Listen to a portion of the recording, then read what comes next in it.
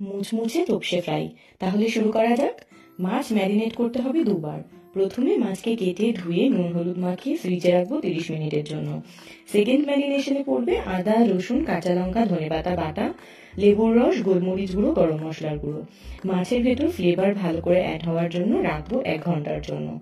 এরপর ব্যাটারের জন্য লাগবে 4 চামচ বেসন, 1.5 চামচ চালের গুঁড়ো, 1 চামচ কর্নফ্লাওয়ার, নুন হলুদ গোলমরিচ লঙ্কা গুঁড়ো কাঁচা লঙ্কা বাটা, 1 চিমটে বেকিং সোডা, 2 চামচ তেল।